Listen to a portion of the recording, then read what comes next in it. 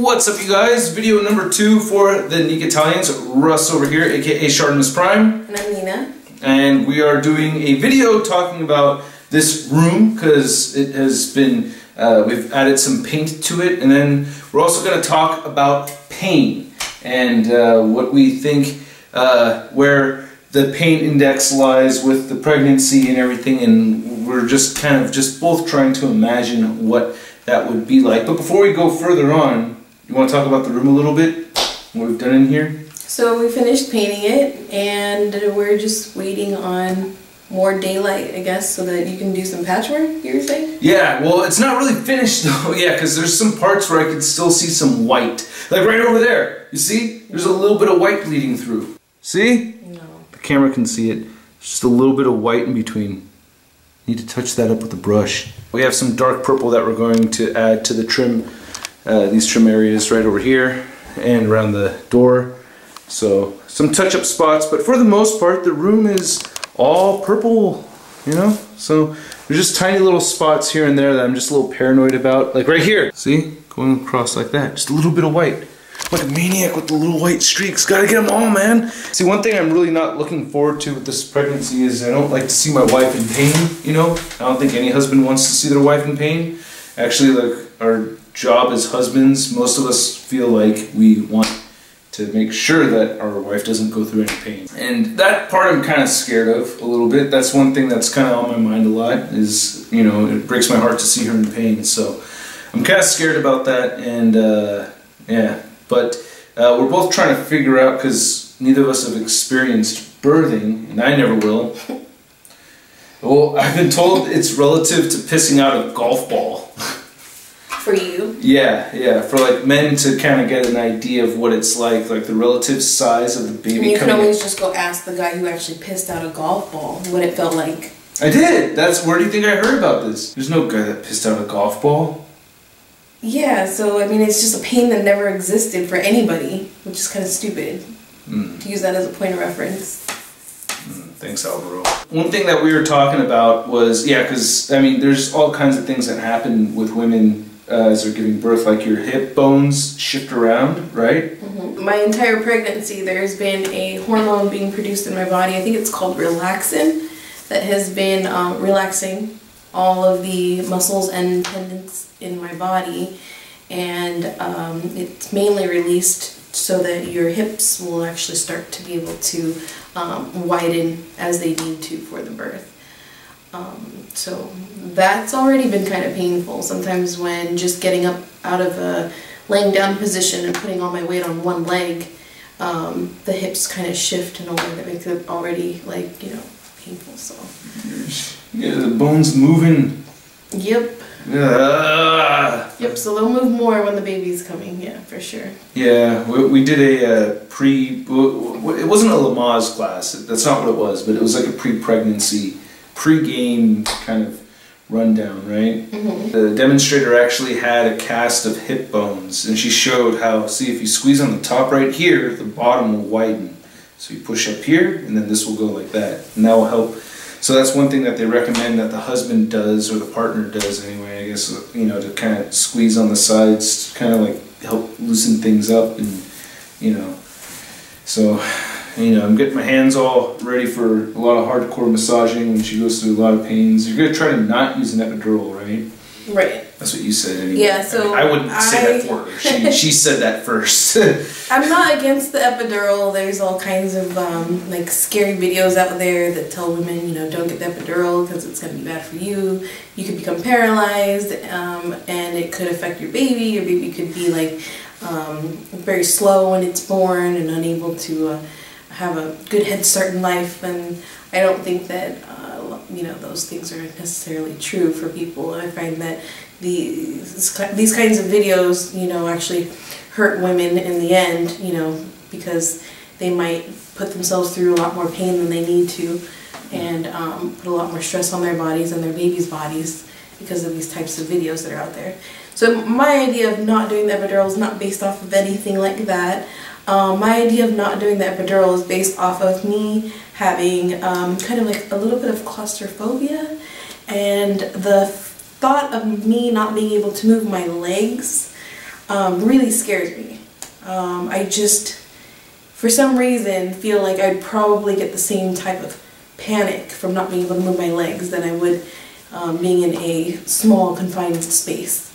It doesn't last for very long. I think it'll last through your labor and then maybe a couple hours afterwards. But that's just kind of enough for me to just think maybe I don't want to do that if I can. The pain, we were trying to discuss, you know, we will discuss in a little bit like how much the pain might end up being, but I mean, if the pain ends up being too hard to deal with, I mean, I'm gonna ask for it for sure. Yeah, I told her that's all on you. Like, you tell me what to tell the doctor if you can or whatever. But yeah, it's all on you. What you want to do with the injection. Yeah, I'm gonna have to play it by ear. It's not something I've ever done before, so that's why we're making this video about like what is the worst pain that we've ever dealt with. Yeah. And maybe on a scale from 1 to labor, 10, that would be the scale of where we would put our worst pain at. So what number would you give your most painful experience in your lifetime if what you assume, or what, you know, you would predict to be a 10 for labor in comparison? I think my most painful experience would be at a 7, considering labor being a 10. My most painful experience happened about 7 years ago. I had a filling in my back tooth that had fallen out, and at the time I was being stubborn because I didn't like the dentist very much. I was being stubborn about going in and... oh, Emma, you better not be like that. Can you hear me? So I had a filling back here that I'd gotten when I was really young, and it's a really big filling. It would constantly fall out, and every time it would fall out, the next dentist would make the hole bigger and bigger. After the filling had fallen out, a friend of mine had come back from Hawaii with chocolates with caramel on the inside.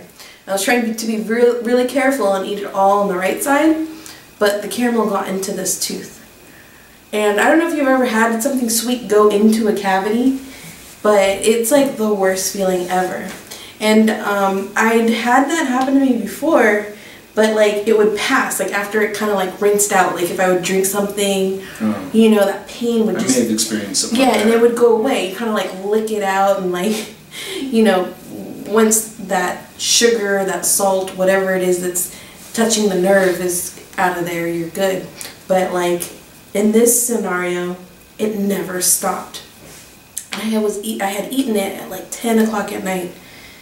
And so I had to go through the entire night with this pain that it was throbbing. It was the worst pain I'd ever felt.